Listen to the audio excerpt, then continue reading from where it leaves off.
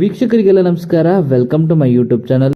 Big Boss ಮನೆಯಲ್ಲಿ ಈಗ nomination ಪ್ರಕ್ರಿಯೆ ಮುಗ್ದಿದೆ ಅಂತಲೇ ಹೇಳ್ಬೋದು.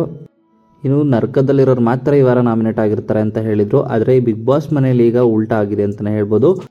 ಬರೋಬ್ಬರಿ 10 ಜನ ನಾಮಿನೇಟ್ ಆಗಿದ್ದಾರೆ ಬಿಗ್ ಬಾಸ್ ಮನೆಯಿಂದ ಈ ವಾರ ಆಚೆ ಹೋಗೋದಕ್ಕೆ. ಯಾರೆಲ್ಲ ಆಗಿದ್ದಾರೆ ಅಂತ ಈ ವಿಡಿಯೋನ ಸ್ಕಿಪ್ ಮಾಡದೆ ಕೊನೆವರೆಗೂ ನೋಡಿ.